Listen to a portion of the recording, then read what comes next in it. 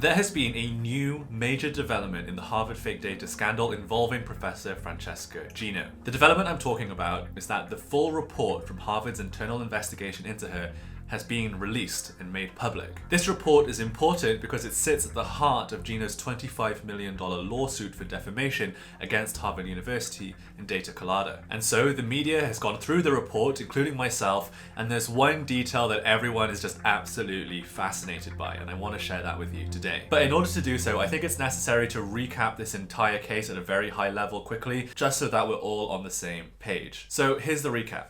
Francesca Gino is a top professor of behavioral science at Harvard University.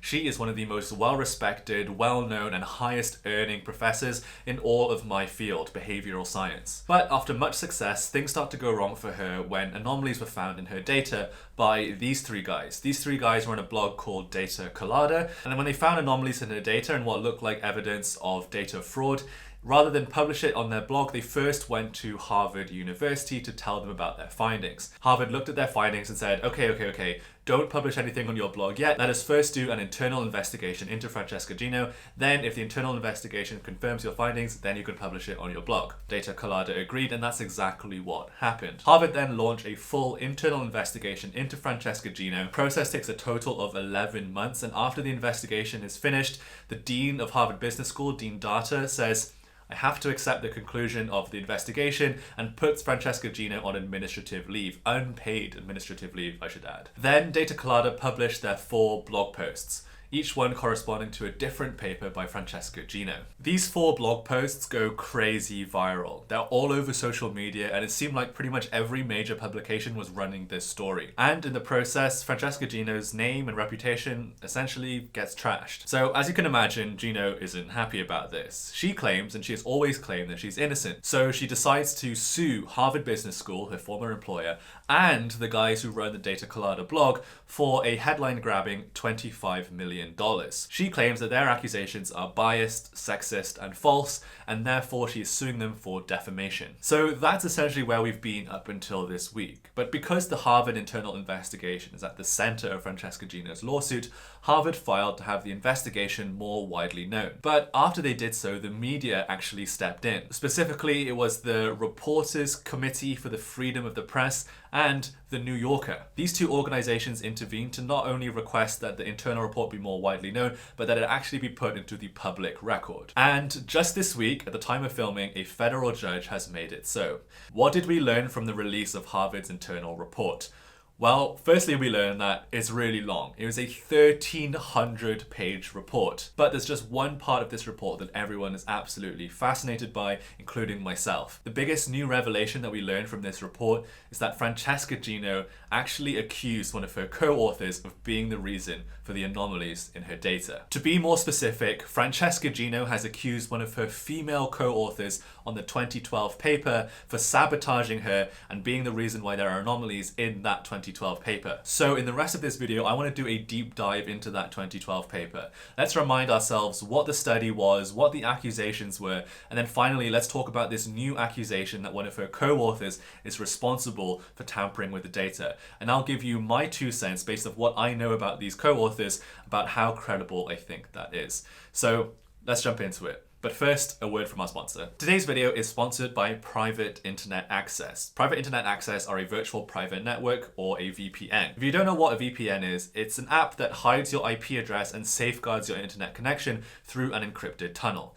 So why would you want to do that? Well, if you don't, then it turns out that anyone who's on the same Wi-Fi as you can access your browsing data and steal things like your keystrokes, your passwords, or even your photos. So by using a VPN, you can help protect against that.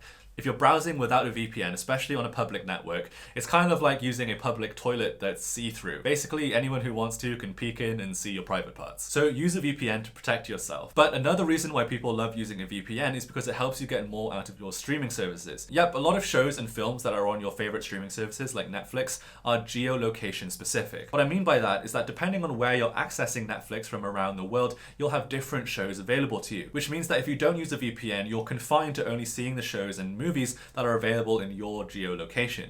However, with a VPN, you can change your browsing location and access shows that you wouldn't normally have access to. For example, if you're in the US of A and you want to watch the movie Dune, well, you can't do so because it's not on Netflix in the US of A. But with private internet access, you could switch your location to one of their UK servers. Then Netflix will think that you're browsing Netflix through the UK. So therefore, you'll be shown the shows that are available on British Netflix, which includes Dune. So now you can watch Dune, whereas before you couldn't. And it's not just Netflix. All of your favorite streaming platforms work the same way: Disney+, BBC iPlayer, Hulu, etc. So if you're interested in getting a virtual private network or a VPN, I highly recommend private internet access. I've been using them for a few weeks now. They're just a really solid, reliable, easy to use VPN. If you use my link in the description, and I had to check this because I didn't actually believe it, you'll actually get 86% off your subscription. So go to piavpn.com/pjudo to access that discount. Thank you, Private Internet Access, for sponsoring today's video. Let's talk about this 2012 paper by Francesca Ginos. So this 2012 paper was looking at whether an honesty pledge could make somebody more honest when filling out a form. Specifically, they were testing whether putting an honesty pledge at the top of a form would be more effective than putting an honesty pledge at the bottom of the form. And while you might think that that's a stupid thing to research and a waste of dollars, well, actually it's something that makes a lot of sense in psychology. You see, in psychology, there's this idea of self-consistency bias. The theory being that as humans, we strive to be consistent with our previous actions. So the idea behind this intervention is that if we put an honesty pledge at the top of a form, then that means that when you go to fill out the rest of the form, you will instinctively try to be consistent with your action of signing that honesty pledge, which will make you more honest. Whereas if the honesty pledge is at the end of the form, then you don't have that self-consistency bias working for you, so therefore people will be less honest. So from a psychological point of view, it does actually make sense to do this, and certainly a lot of people were interested in this idea because it's such an easy thing to do. So in the 2012 paper, they were testing the same idea in many different scenarios, and the scenario that Francesca Ginos was in charge of was the scenario where participants were brought in to do some math puzzles. So the way that this study worked was that participants would be brought into a room to do a certain number of fairly simple math puzzles in a set amount of time, and they were told that for each math puzzle that they solved, they would be rewarded with $1. But the way that this study worked is that after they had finished their time doing the math puzzles, rather than hand in their worksheet to be marked and then paid accordingly, instead they would go to the back of the room to shred their worksheet and then fill out a separate form where they would write down how many math puzzles they solved and therefore how much they deserved to be paid. And so it was this second form that had the manipulation. Some students got the honesty pledge at the top of this form, and some students got the honesty pledge at the bottom of the form. And so the authors were looking to see if the people who got the honesty pledge at the top of their form actually reported more honestly. Now you're probably wondering, well, how can they tell how honest they are if they shredded their original worksheet? Well, that's because according to the authors who did the study, the shredder was rigged. Here's Dan Ariely, one of the co-authors, explaining. The shredder shreds the size of the page, but the body of the page remains intact. So that's how they were supposedly able to tell how honest people were. So what were the results? Well, according to what was originally published in this study, apparently just simply moving the honesty pledge from the bottom to the top reduced cheating from 79% to 37%. An absolutely huge effect size. And let me tell you, people loved this idea. It's one of those ideas in behavioral science that is just so simple to do, yet apparently has such large effect sizes that it really captures people's imagination.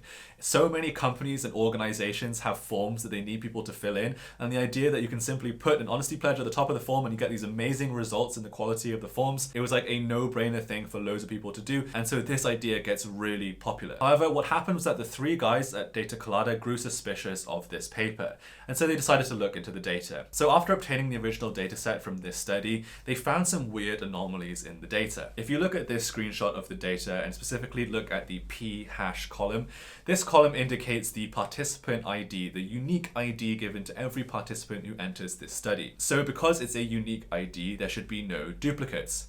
Additionally, if you look at how the data has been sorted, you can see that it appears to have been sorted so that all of condition 1 are together, then all of condition 2 are together, and then within each condition it's sorted in ascending order, aka the numbers get bigger as you go down. So that appears to be how the data has been sorted. But if you look at the p-hash column, there are some weird anomalies. Highlighted in yellow here, you can see that 49 is there twice. That's a duplicate. That should never happen. And then these other numbers highlighted in yellow, they appear to be out of sequence if you think that they're being sorted in ascending order. order. And so Data Colada flagged these rows as suspicious because they look like somebody has tampered with this data and added in rows or moved them around to places where they shouldn't be. And so they wanted to know, do these suspicious looking rows produce a strong effect in favor of the author's hypothesis? So they plotted the data and they marked the suspicious rows with a circle and an X. And as you can see from this graph that they published on their blog, it looks like the suspicious rows favor the hypothesis very strongly, indicating that these suspicious rows are showing a bigger effect than what was really observed in the real data. Now, this story was very convincing, but a few weeks after Gino filed her lawsuit, she actually started her own website where she was talking about this case, and she wrote a post defending herself about these anomalies that were found in this 2012 paper. And she said that these are likely explained by her research assistant who was helping her with the study just mishandling the data when they were entering it into the spreadsheet. After all, the study took place in person and then the data had to be manually imported into a spreadsheet or a database. So that's what we thought Ginos' defense was for this accusation. It wasn't me, it was my research assistant. Pretty classic excuse that every major academic gives whenever they're accused of data fraud. But now that this full Harvard report has been released, we know that this is actually only one of two explanations that Gino gave to the investigators. She said that it could have been a research assistant, or it could have been my female co-author on the paper who both had access to my data and a motive. Man, this is like proper true crime for nerds here. Now, if you're wondering why I keep referring to the person she's accusing as the female author, it's because her name was redacted from the report when it was released. So we have to do a little bit of detective work to figure out who the female co-author is. So there are 5 authors on this paper, including Francesca Gino.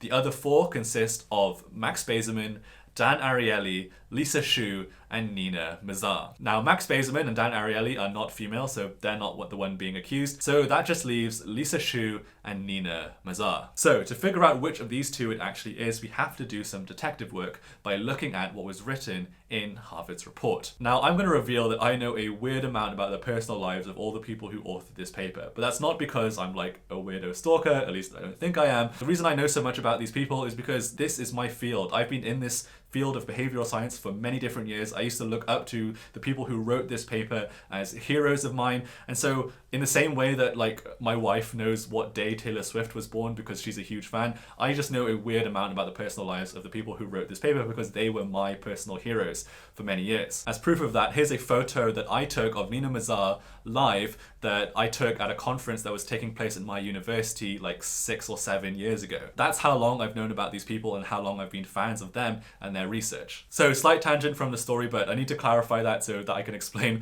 why I know so much about these people in the paper. So let's look at the actual Harvard report.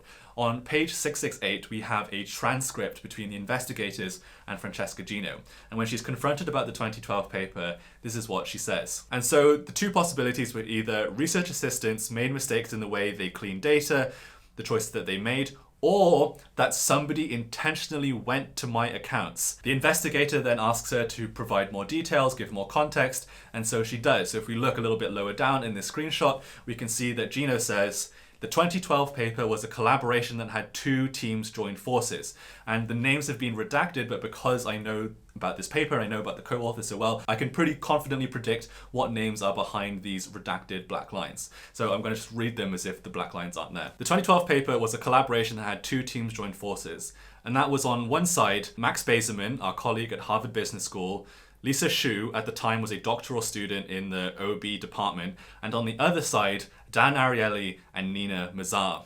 Nina was a postdoc of Dan for many years and then became an assistant professor at Rotman and now at BU, which is Boston University. And throughout the collaboration, as you can probably see from some of the emails, things got heated, and there was conflict related to the field data, which I'll get onto in a second.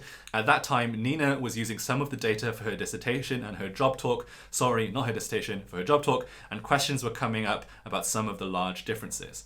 Now, if you think that I'm making up the names, you think I'm just talking out my ass, well, here's Nina Mazar's LinkedIn profile, and you can see, yep, she was at Rotman University, and now she's at Boston University, and she was a PhD student under Dan Ariely. So it's clearly Nina we're talking about here. And if you're wondering what they're talking about when it comes to field data versus not field data, according to an interview that Max Bazerman did on Freakonomics Radio not long ago, apparently the way that this paper came about was that Gino, Shu, and Baserman were writing about their lab results of investigating this idea of signing at the top versus the bottom. And when they submitted it to the journal came back to them with feedback saying it would be much better if you could provide evidence of this effect being seen in the real world, in the field. And so it just so happened that Gino knew that Dan Ariely was investigating something that was very similar to what they were investigating. And so she got in contact with him and they ended up joining forces. But Dan said, I'll only join if I can bring Nina along with me. And so that's how Dan and Nina ended up being part of this 5-person super paper. But Max was alerted that there were some issues with Dan and Nina's field data quite early on.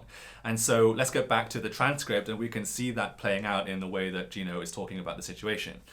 And so Max, in particular, started asking a lot of questions about the data, and it created tensions in my mind because Max and Dan do things differently, and I was putting myself in the middle as the one that was the joint link between the two teams and try to make sense of it. And not only was she the link between the two teams, but Francesca Gino, from my understanding, was very close with both Dan Ariely and Max Baserman. On the Dan Ariely side, I once saw an interview with Dan Ariely and London Real. It's not on YouTube anymore because London Real turned out to be a huge scam and the guy who ran it was a total disaster. But in that interview that Dan Ariely did with London Real, he talked about Francesca Gino as his co-author in a very casual, friendly way. He was like, oh, as my Italian co-author will tell you, Francesca Gino, blah, blah, blah, blah, blah. It was like very clear by the way that he was talking about her that they are really good friends. And on the other side with Max, and again in that interview with Freakonomics Radio that Max Baserman did, he said that him and Francesca Gino were once considering buying a plot of land or buying houses that were right next to each other, and they were going to be like neighbors so that the two families could grow up together. Like that's how close they were. So Francesca Gino is really caught in the middle between Max Baserman and Dan Ariely, these two friends of hers who are conflicting over anomalies in the data, in the field study, Dan Ariely and Nina Mazar's data. Let's get back to the transcript. So Gino says, the conflict became more heated as we started working on the paper that failed to replicate the findings in the 2012 paper. They were working on a paper to try and replicate Dan Ariely and Nina Mazar's findings and were failing to replicate it. And over again, what I heard from a co-author, in particular Nina Mazar, is that I could have done more to defend Dan and making sure that there were not accusations coming from Max that involved speaking badly of Dan and also of Nina. To the point that there was, I don't know if you would consider it a threat since I usually have a very good relationship with co-authors,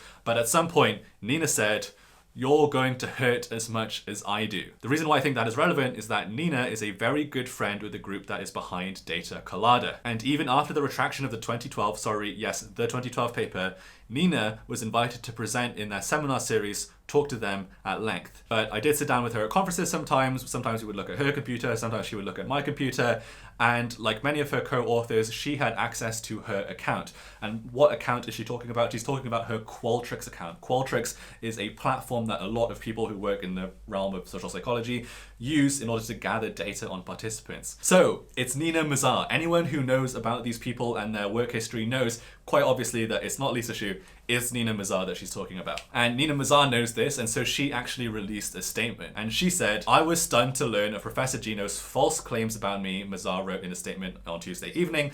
She said, those claims have no basis in reality. I am nevertheless grateful that Harvard undertook the work necessary to spell out all the reasons that her allegations amount to nothing but an unfortunate attempt to shift the blame and focus from her. So while I think that the motive that Gino presents actually makes some sense, I do agree that it's very unlikely that Nina Mazar actually did the data fraud. And Harvard make a good point as to why this is highly unlikely. This is what they wrote in their report. In order to falsify data across all 4 records, the report observes, actors with malicious intentions would have needed the following. First, they would have needed access to both Professor Gino's Qualtrics accounts and her computer hard drive, and then would have to have tampered with the data on both her Qualtrics account and the hard drive in the same way. And they'd also need to have a deep familiarity with how Gino stored and labeled data on her computer and her planned timetable for each study, just to maliciously alter the study to make her look bad.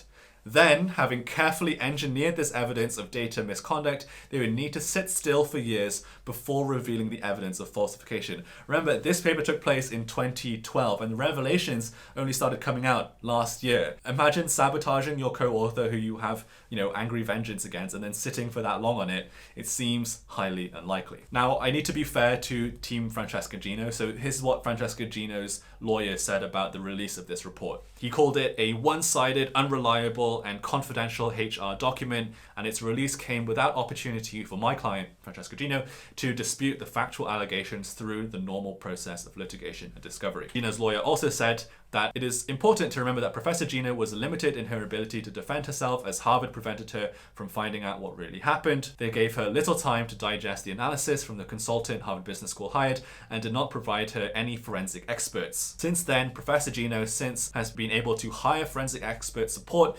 and we are excited to present this information in a court of law as part of her defense. Now, I gotta second that. I'm excited to hear what Francesca Gino's forensic experts have to say. Will it sway my opinion? Will it sway your opinion? What do you make of this whole situation about her accusing Nina Mazar for the anomalies found in the 2012 paper? Believe it or not? Let me know in the comments below. Thank you guys so much for watching, and I will see you in the next one. Bye-bye.